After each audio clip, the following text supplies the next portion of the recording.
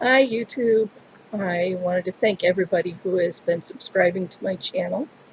It really means a lot to me that you're finding things useful that you want to see more of my videos. I wanted to talk to you today about how I use herbs and what incenses that I use and the oils that I use. Now, I'll be honest with you, I don't burn the herbs on charcoal discs as an incense. I use store-bought incense. I feel that this is just as powerful as if I had taken the herbs and burned them. I tend to go with the theory that with aromatherapy, it's the smell of the oil that's what's going to work for you. And with scent being one of the biggest triggers for memory, then I believe that if I burn rose petals on a charcoal disc, that yes, I will release the energies of that plant, but I don't necessarily think that that's the only way to accomplish my goal. I use an incense that smells like roses when I'm burning it, because to me, the burning the rose petals doesn't smell like roses. I will use the herbs as part of a mojo bag or a sachet. I will use it and sprinkle the herbs around the candles that I'm working with. So the properties of the herbs are still there and I'm still using them, but I don't burn them. The few times that I have tried burning them, I had a rather bad reaction to it and it set off my asthma, but store-bought incense doesn't do that for me.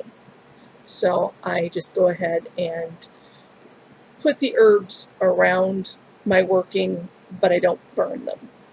I have put them into a potpourri burner with water, and I've burned them that way, but I don't actually put them on the charcoal.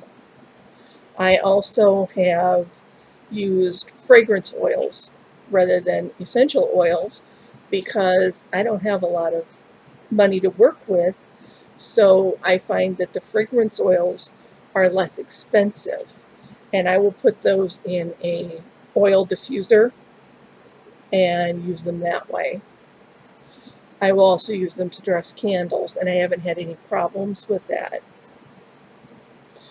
I don't really think that it matters a great deal to me and my practice that it's not the way that everybody else does it.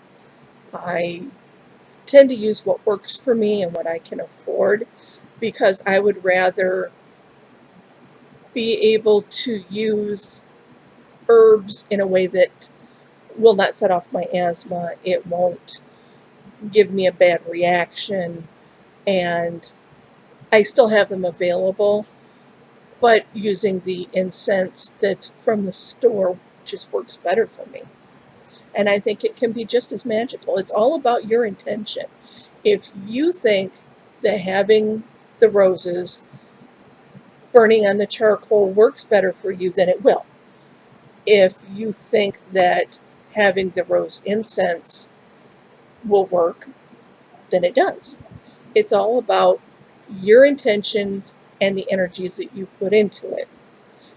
If you expect it to work, then it will.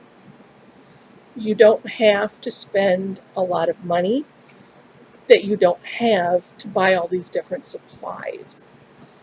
You can use something that's not quite maybe what all the books say that you should have, but I find that a lot of books, they're assuming that you can go out and just spend money whenever you have desire to buy something. And in my world, that's not how it works. We have to pay our bills. We have to put groceries in the house. We have to put gas in the car. We just don't have a lot of free cash to spend on an entire cabinet full of oils and herbs and all kinds of little things that all the books say I need to have.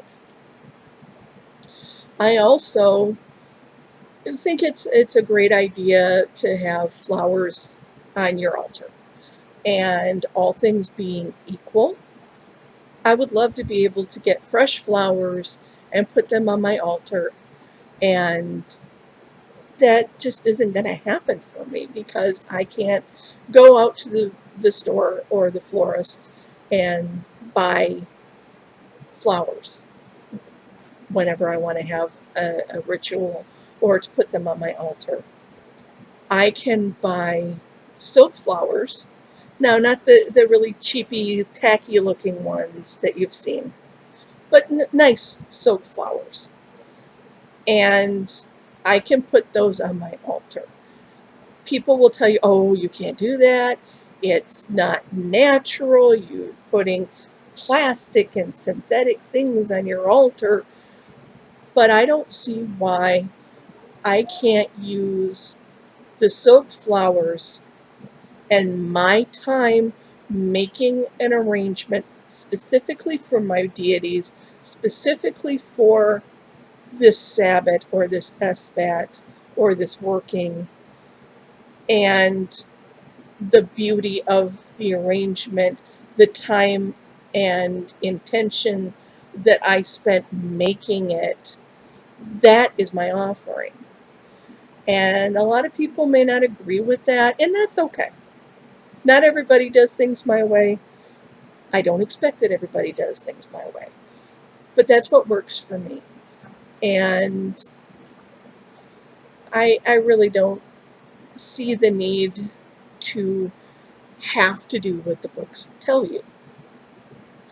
I can find things that work if I think outside of the box.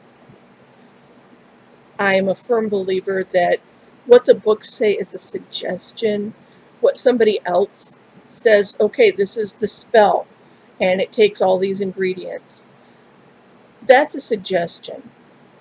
I can look at that and say, okay, they're attempting to use these ingredients for this purpose. So if this is the intention, what can I use that would fulfill this intention for me? And I hope this helps somebody out there who's might be saying, well, I really want to do this, but it's so expensive, and I just can't afford to have all of the herbs and all of the oils and all of the stones that these books are telling me that I need. You don't really have to do it the way they say. And it'll still work out just fine. So until next time, have a good time and craft it your own way. And I'll see you later. Bye.